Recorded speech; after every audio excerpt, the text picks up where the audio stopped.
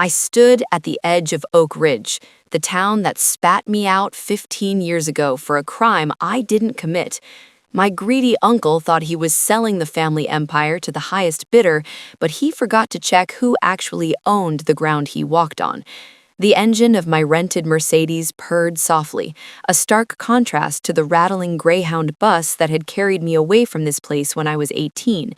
It was raining then, a cold, miserable downpour that matched the tears drying on my cheeks as I realized my parents weren't coming to the station to stop me. Today, the sky was a piercing, cloudless blue. It felt like a spotlight. I adjusted the rearview mirror, catching a glimpse of the woman I had become. The scared, skinny teenager named Nancy Miller was gone. In her place sat a woman in a tailored Armani suit with eyes that had seen too much of the world to be intimidated by a washed-up town council and a family of snakes. I reached into the leather briefcase on the passenger seat and touched the cool, thick paper of the file inside. It was heavy, not just physically, but with the weight of 15 years of silence, struggle, and meticulous planning. "Showtime," I whispered to the empty car. I shifted into drive and rolled past the Welcome to Oak Ridge sign. It was rusted at the edges, paint peeling, a perfect metaphor for what happened to this town after my grandfather died and Uncle Richard took the reins. To understand why I was here, about to drop a nuclear bomb on my own bloodline, you have to understand the night my life ended, or rather, the night it restarted. I was 18, weeks away from heading to college on a partial scholarship. I worked at the Miller General Store and Apothecary, the heart of the town's commercial district. My grandfather, Arthur, had built the block in the 50s. When he passed, the business went to his two sons, my father, David, and his older brother, Richard. Richard was the business mind, or so he claimed. My father was the passive peacekeeper, and I was the grunt work. I stocked shelves, balanced the till, and locked up. One Friday night, Richard's son, my cousin Kyle, came in just before closing. Kyle was the golden boy, quarterback, prom king, and a sociopath in training. He distracted me, asking for help finding a specific vintage soda in the back. When I came back up front, the register was closed, and he was leaning against the counter, smiling that shark-like smile. "Thanks, Nance," he'd said, leaving without buying anything. The next morning, the police were at my house. $2,000 was missing from the safe drop. I denied it. I begged. I cried. I told them Kyle was there, but Kyle had an alibi. His girlfriend swore he was with her, and in my gym bag, hidden deep in a side pocket I never used, they found a roll of cash, $500. The rest was gone. Uncle Richard led the charge. He sat in our living room shaking his head with faux disappointment. "I knew she was troubled, David," he told my father. "But stealing from the family? This is a new low. We can't have a thief in the business. And frankly, if this gets out, the town will shun us." He gave my parents an ultimatum. I leave, and he doesn't press charges. I stay, and I go to jail. My mother looked at the floor. My father looked at the wall. Neither of them looked at me. "Go, Nancy," my father had whispered. "Just go." So I went. I left with a duffel bag and a broken heart. I spent the first 2 years waiting tables in Chicago, living in a studio apartment the size of a closet, taking night classes. I hardened. I realized that tears didn't pay rent, and innocence didn't matter without leverage. I clawed my way into a paralegal job, then law school. I specialized in property law and estate planning. I became the person you hire when you want to destroy someone legally. I never went back. I never called, and they never reached out. It was as if I had died. But I kept tabs. I had Google alerts set for Miller Family Oak Ridge Development, and Richard Miller. 3 weeks ago, an alert pinged on my phone while I was in a deposition in Manhattan. Miller family to sell historic commercial district to megacorp developers. Demolition scheduled for fall. Richard was cashing out. He was selling the legacy my grandfather built to a company that wanted to bulldoze the historic brick buildings and put up generic luxury condos. He stood to make about $4 million. My parents would likely get a slice, enough to retire in Florida and forget they ever had a daughter. But there was a snag Richard didn't know about because he was too arrogant to read the fine print of history. My grandmother, Rose, had died 3 years before my exile. She was the one person who saw Richard for what he was. A week before she passed, she had called me to her bedside. I was 15 then. "Nancy," she had wheezed, pressing a heavy iron key into my hand. "Richard is a wolf. Your father is a sheep. You are the shepherd. One day they will try to sell the land. They will try to trade our history for gold." She told me about a safe deposit box in a bank 3 towns over. She made me swear not to open it until I was ready to fight. At 15, I didn't understand. At 18, when I was kicked out, I was too traumatized to remember the key I had taped to the back of my childhood album. I had taken that album with me in the duffel bag. When the Google alert hit, I tore my apartment apart looking for that album. I found the key. I drove to the bank in the neighboring county. The account was still active, paid for by a trust Rose had set up decades ago. Inside the box wasn't cash. It was a deed and a will. Grandfather Arthur owned the buildings, but Grandmother Rose, her family had settled Oak Ridge. She owned the land, the dirt, the very earth the buildings sat on.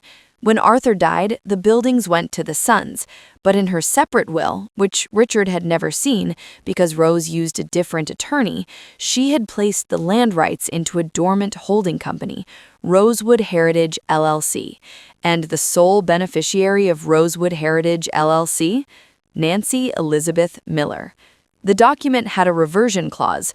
Should the structures atop the land be sold to any entity outside the direct bloodline, or should the current tenants be evicted for demolition, the ground lease is immediately terminated and full control of all surface structures reverts to the landowner. In simple English, if Richard tried to sell the buildings to a developer or kick out the local shop owners, he didn't just lose the sale, he lost the buildings. He lost everything. And I gained it all. I drove the Mercedes down Main Street. It was sadder than I remembered. The cinema was boarded up, the park was overgrown, but the Miller Block, a stretch of beautiful red brick Victorian storefronts, was still standing. I saw the signs in the windows, store closing. Everything must go. Richard wasn't just selling, he was evicting the tenants who had been there for 30 years. Mr. Henderson's bookstore, Mrs. Higgins' bakery, the people who had given me candy when I was a toddler. Richard was kicking them to the curb to clear the way for the sale. I parked in front of the town hall. Today was the public hearing, the formality where the town council, which Richard practically chaired, would rubber stamp the zoning change to allow the condos. I checked my reflection in the mirror again. Sharp red lipstick, hair pulled back in a severe professional bun, a suit that cost more than my father's car. I stepped out. The heels of my shoes clicked violently against the pavement, sounding like gunshots. I walked up the steps of the town hall. I could hear voices inside. I pushed the double oak doors open and slipped into the back of the auditorium. It was packed. The whole town was there. The atmosphere was heavy, a mix of resignation and anger. On the stage sat the council members, and at the podium, looking 15 years older, fatter, and redder in the face, was Uncle Richard. "Progress," Richard was saying, his voice booming into the microphone.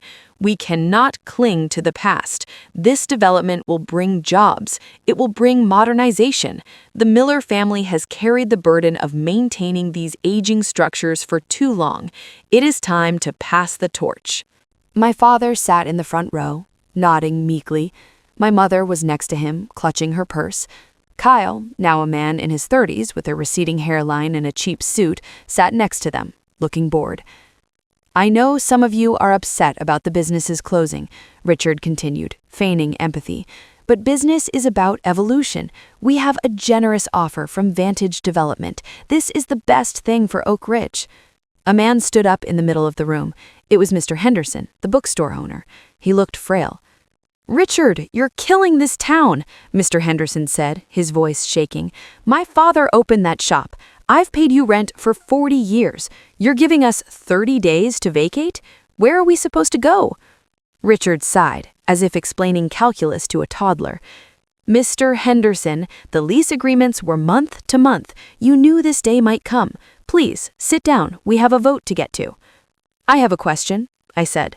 My voice wasn't loud, but it cut through the room like a razor. I projected it the way I did in a courtroom. Heads turned. Richard squinted against the stage lights, trying to see the woman standing in the shadows at the back of the hall. "State your name for the record," the council chairman grumbled. I began to walk down the center aisle. Click, click, click. "My name is Nancy Miller," I said. A gasp rippled through the room. It was audible, a collective intake of breath. My mother turned around so fast I thought she'd get whiplash. My father froze. Richard gripped the podium. His face went from red to a pale, sickly white. "Nancy?" he stammered. I didn't stop walking until I was right in front of the stage, looking up at him. "Hello, Uncle Richard. Hello, Mom. Dad?" You shouldn't be here," Richard said, his voice dropping an octave. "This is a town meeting for residents and stakeholders." "I am a stakeholder," I said, resting my briefcase on the edge of the stage. "In fact, I'm the only stakeholder that matters." Kyle stood up. "Get out of here, Nancy. You were kicked out for a reason. We don't want thieves here." I turned to Kyle. I smiled. It was the coldest smile I had ever produced. "Sit down, Kyle. Unless you want to talk about where you really got that $2,000 15 years ago, or should we talk about your gambling debts at the time?" Kyle's mouth snapped shut. The room went deadly silent. I turned back to Richard. "You're trying to sell the Miller block to Vantage Development, is that correct?" "It's a done deal, Nancy," Richard spat, regaining some composure. "The contracts are drafted. The zoning vote is a formality. You can't stop it. If you're here looking for a handout because you failed out there in the real world, you're mistaken." "I don't need a handout, Richard," I said smoothly. "I made partner at a Manhattan law firm 3 years ago. My net worth likely triples yours." Another ripple through the crowd. "Then what do you want?" Richard demanded. "I want to clarify ownership," I said. I opened my briefcase. I pulled out the original deed, yellowed with age, and the updated title registration I had filed with the county clerk that morning. "You see," I addressed the crowd, turning my back to Richard, "my Uncle Richard owns the bricks. He owns the wood and the glass of the shops. But he forgot something important. He doesn't own the land." I held up the document. My grandmother, Rose Miller, left the land rights to a trust, specifically to me. "Liar!" Richard screamed. "That land was part of the inheritance." "No," I corrected him, my voice calm. "Grandfather's will covered the improvements upon the land. Grandmother's will covered the land itself. She created a ground lease, a lease that you, Richard, have been unknowingly paying a nominal fee on for years, buried in the estate taxes." I motioned to the back of the room. A man in a gray suit stood up. "Mr. Sterling," I nodded. Mr. Sterling walked forward. He was the county clerk. He looked terrified, but he did his job. She's right, Richard. Nancy filed the paperwork this morning. The original trust documents were authenticated. She owns the land under the entire Miller block."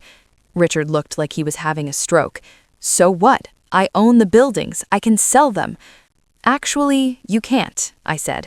"Clause 4, Section B of the ground lease." I put on my reading glasses for effect. "In the event that the building owner attempts to sell the structures to a third party for the purpose of demolition, or attempts to evict tenants in good standing without the landowner's express written consent, the ground lease is immediately revoked." I looked over my glasses at him. "And here is the kicker, Richard. Upon revocation, ownership of all permanent structures on the land reverts to the landowner." I dropped the papers onto the stage. "You tried to sell to Vantage. You issued eviction notices to Mr. Henderson and Mrs. Higgins. You triggered the clause, Richard. As of this morning, when you filed the intent to sell with the county, you don't own the buildings anymore." I paused. The silence was absolute. "I do." Richard slumped over the podium. My father had his head in his hands. You stole my buildings," Richard wheezed. "I didn't steal anything," I said, my voice hard as iron. "I recovered a legacy you were trying to pawn off. I am enforcing my rights, just like you enforced your rights when you kicked an 18-year-old girl out into the street. I turned to the crowd.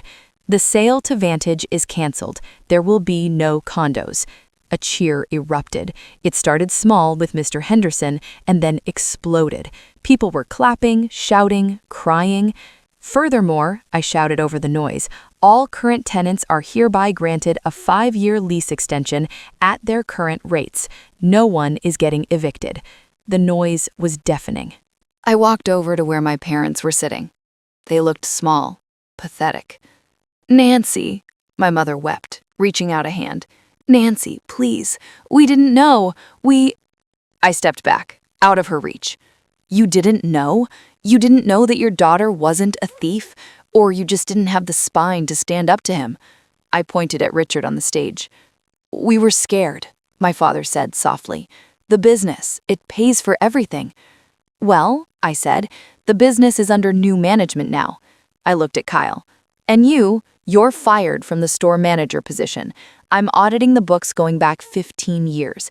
If I find 1 penny missing, and I know I will, I'm sending you to prison. Real prison, not the leave town deal you gave me." Kyle turned white. He bolted for the side exit. I spent the next hour surrounded by townspeople. Mr. Henderson hugged me and cried into my expensive suit jacket. I didn't mind. Eventually, the room cleared, leaving only me and Richard, who was sitting on the edge of the stage looking at the floor. "You planned this," he muttered. "For 15 years, I lied. I hadn't known about the deed for that long, but he didn't need to know that. "You took my home, Richard. You took my family. You took my reputation." "I was protecting the family name," he said weakly. "No, you were protecting your profit margins. You framed me because I was asking questions about the inventory. I remember, Richard. I was starting to notice things didn't add up in the back office. You and Kyle needed me gone." He didn't deny it. "Get out of my building," I said. "Nancy, please, this is my livelihood." "You have $4 million in assets, Richard. I ran your credit report. You'll be fine. But you are done in Oak Ridge. I want your keys on Mr. Henderson's counter by tomorrow morning. If you set foot on the Miller block after that, I'll have you arrested for trespassing." I turned and walked out of the town hall. Outside, the sun was setting. The air was cool. My parents were waiting by my car. "Nancy," my dad said, Can we talk? Maybe dinner?" I looked at them, really looked at them. They were strangers. They were people who had watched their child be sacrificed to save their own comfort. "No," I said. "We're your parents," my mother pleaded. "We love you." "You love the idea of me," I said. "You love the successful daughter who just saved the town. But the girl you kicked out, she died on that bus to Chicago, and you killed her." I opened the car door. "Go home, David. Go home, Sarah. I'll send you a check for the holidays, but don't call me." I got in, started the engine, and drove away. I didn't leave town, though. I checked into the bed and breakfast on the edge of the Miller block. I spent the night going over the plans. The next morning, I walked into the Miller General Store. The staff, people I didn't recognize, looked nervous. Kyle was gone. Richard was gone. Mr. Henderson came in around noon with a pot of coffee. "You really own it all?" he asked, pouring me a cup. "Every brick," I said, looking around the dusty old store. "Grandma Rose knew. She was a smart woman," he smiled. "She missed you, after you left. She used to come into my shop and talk about how you were the only one with any fire in your belly." "I wish I could have said goodbye," I said, feeling a lump in my throat. "You just did," Mr. Henderson said, gesturing to the town outside the window. "You saved her town. That's the best goodbye there is." I stayed in Oak Ridge for 3 months. I hired a forensic accountant who found years of embezzlement by Richard and Kyle. I handed the evidence to the district attorney. Richard took a plea deal to avoid jail time. He paid a massive fine and moved to Arizona. Kyle wasn't so lucky. He's currently serving 2 years for fraud. I renovated the block. I brought in new businesses to fill the empty spots, but kept the rent affordable. I turned the upper floors of the corner building into a loft apartment for myself. I didn't move back permanently. My life and my firm are in the city, but I come back every weekend. My parents try to visit the store sometimes. I'm polite, but distant. I treat them like customers. Can I help you find something? Have a nice day. It hurts them more than screaming would. It shows them that they are nothing to me but people who live in my town. Last weekend, I walked to the edge of the property where the old Miller Block sign hung.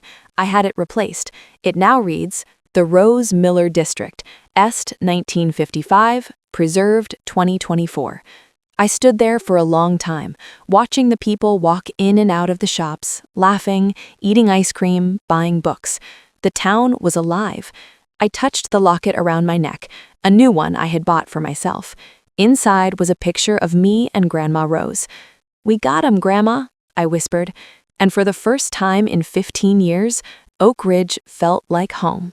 A week after the town hall meeting, my Aunt Linda, Richard's wife, showed up at my B&B. I hadn't seen this woman in a decade and a half. She used to send me birthday cards with $5 in them when I was a kid. She banged on the door at 7 a.m. When I opened it, she didn't even say hello. "You ungrateful little witch," she hissed. "Do you know what you've done to Kyle?" "Accountability isn't fun, is it, Aunt Linda?" I leaned against the doorframe, drinking my coffee. "He has children. He has a reputation." "He has a gambling addiction and a history of cooking the books," I countered. "And if you want to talk about reputation, let's talk about the rumors you spread about me when I was 18. I heard about them. Nancy was on drugs. Nancy was stealing to pay for an abortion. You really got creative, didn't you?" She turned purple. "We gave you a roof over your head. And then you kicked me out from under it." I stepped out onto the porch. "Here is the reality, Linda. Richard is bankrupting the family to pay his legal fees. Kyle is going to prison. And you're living in a house that was bought with money skimmed from this business. Be grateful I'm not coming for your personal assets. Yet." She left screaming obscenities. As for my parents, that's the harder part. My mother sent me a letter, a real handwritten letter. It arrived about a month into the renovation. "Dearest Nancy, I know words cannot fix what happened. I wake up every night thinking about that rainy night at the bus station. I wanted to go after you. I wanted to stop the car, but your father was so sure. Richard was so convincing. We were weak. We failed you. Seeing you standing there in the town hall, so strong, so powerful, I was terrified, but I was also proud. I don't expect forgiveness, but please know that I have missed you every single day." I read it. I cried. Then I put it in a drawer. I haven't replied. Forgiveness is a tricky thing. Maybe one day I'll get there. But right now, every time I look at them, I see the backs of their heads as they watched TV while I packed my bags. I see the silence. Trust is like a mirror. You can fix it if it breaks, but you can still see the crack in the reflection. I'm focusing on the town. The renovation is almost complete. The flagship store, the old apothecary, is being turned into a community center and legal aid clinic. I'm calling it the Justice Project. It will provide free legal counsel to people who can't afford it, people who are being bullied by landlords or bosses or family members. Because if there had been a lawyer in Oak Ridge 15 years ago who was willing to listen to a scared 18-year-old girl, maybe I wouldn't have had to lose my family to find myself. But then again, if I hadn't left, I wouldn't be the woman who owns the town today. Funny how life works. My uncle thought he was the king of Oak Ridge. He forgot that kings can be overthrown, especially by the queens they exile. I'm currently sitting on the rooftop terrace of my new loft, overlooking Main Street. The sun is going down, casting long shadows over the brick buildings. The lights are flickering on in the bakery across the street. I can see Mr. Henderson locking up, waving to a neighbor. It's peaceful. My phone just buzzed. It's an email from Vantage Development. "Miss Miller, regarding the Oak Ridge property, we understand the sale is off. However, we are impressed by your maneuvering. We are looking for outside counsel for our acquisitions department in the tri-state area. Would you be interested in a retainer?" I smiled. I typed back, "I'm expensive." They replied, "We know." I took a sip of wine. To the exiles, to the black sheep, to the ones who were kicked out, Buy the town. It's the best revenge there is.